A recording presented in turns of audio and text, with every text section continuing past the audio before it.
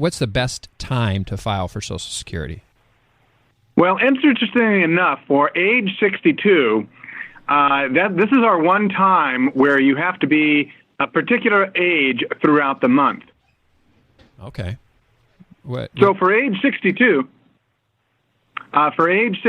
you actually have to be 62 an entire month, meaning that if you're turning 62 in November, in order to file for the month of November, you'd have to be born on the 1st or the 2nd of the month. Oh, okay. If you're not, if you were born on the 3rd of the month, you actually could not file until December. You'd have to wait until the following month to actually file. Oh, what if I was turning 66? How would that impact me? 66 does not matter. We actually consider you to be 66 throughout the month. So if you were, or any of the other ages for that matter, we consider you to be that age throughout the entire month. So if you were turning 66 in November, it doesn't matter if it was November 1st, the end of November, you qualify for the 100% benefit. If 66 is your full retirement age, you qualify for that benefit no matter when you file in the month. So let's say you did want your benefits to start that particular month.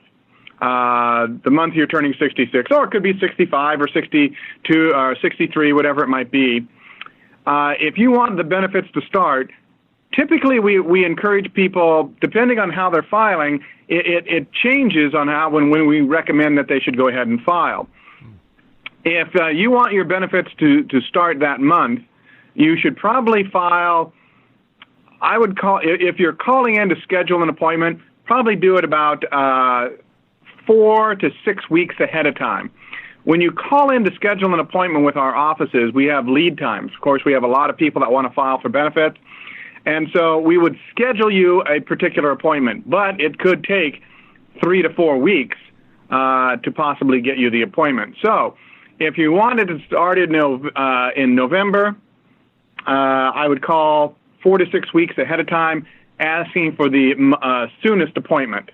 Okay. If, though, you're filing online, we complete our online applications very rapidly.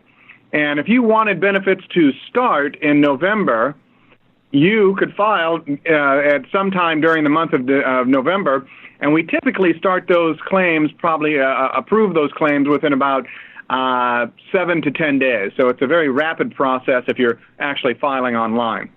So if my birthday's November, I'm going to start in November. Should I wait until November to file, or can I go online and say in September and say, hey, I just want to get this done. I want to file in September, but make a note that I don't want the benefit to actually start until November. Can I do that?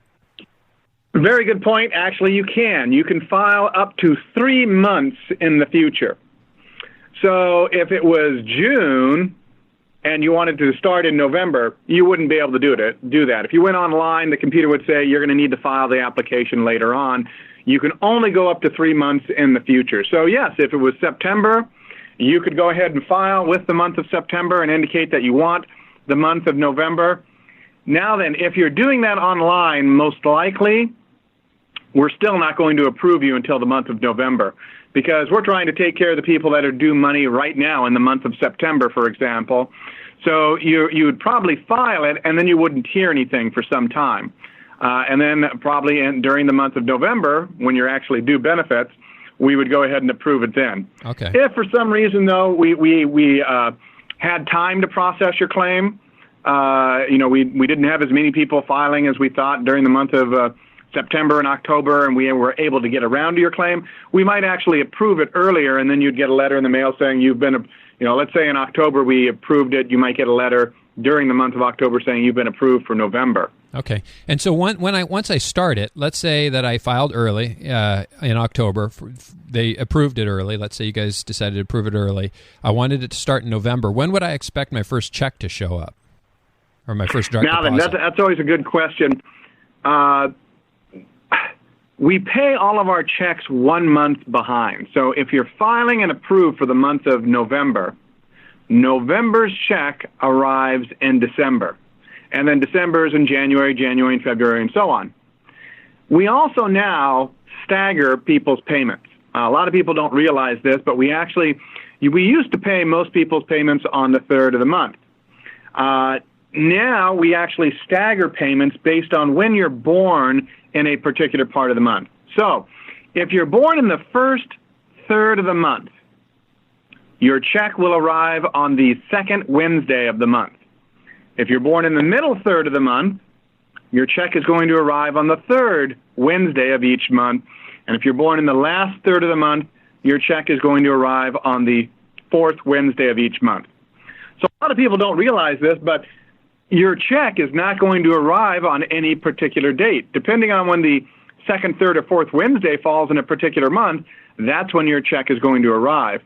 So you can't look at your Social Security check and say, I know it's going to arrive on the 25th, because the fourth Wednesday of the month might fall on a different date. So it can fluctuate from month to month slightly. And with husband and wife, even though they're married, they're still going to have two different dates where those deposits are made?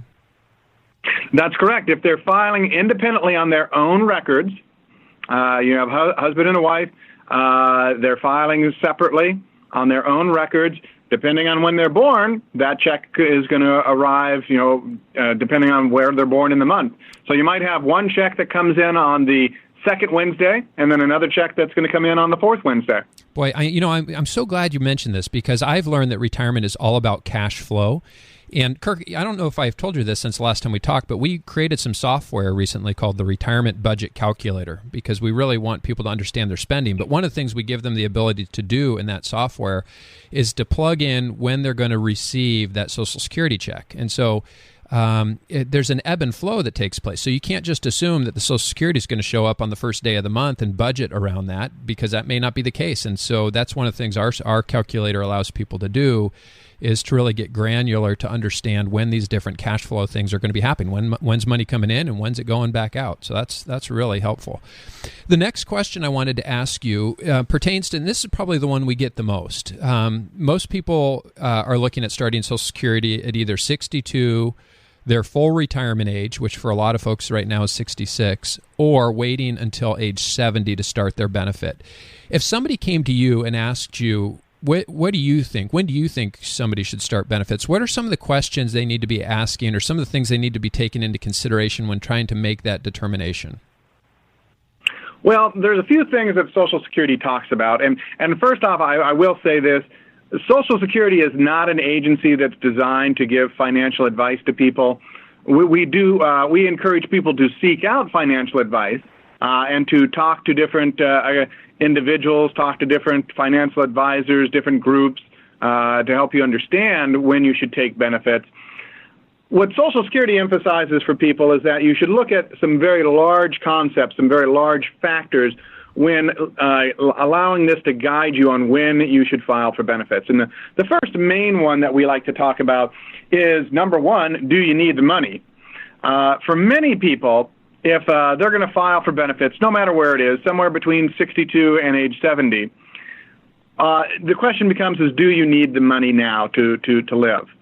There are some people that can stop their job, stop working, and don't need to take their benefits. They can wait because they have other assets, other incomes they can live on. Maybe they're going to have a pension. Maybe they're going to take money out of other retirement accounts. There are many people, though, that if they stop work, they don't have a choice. They need that Social Security benefit. They need that money coming in right now. So the number one factor we tell people is when you're considering filing for benefits, what are your financial needs? Do you need that money right now? If you don't, obviously waiting, your check is going to be larger in the future. So you should take that into consideration. The other two big factors we tell people to take a look at is what is your health situation and what is your family longevity. If you take your benefits early, you're basically front-loading your retirement benefits. You're taking extra money up front, but by filing early, you are taking reductions. You're not getting your full benefits. And eventually, those reductions are going to catch up to you. Now, for many people, those if you're front-loading your retirement, you're taking the benefits early, that can be beneficial all the way up until about age 80. Okay. Thereafter, those cuts that you took catch up to you. And actually would have been a better decision to wait longer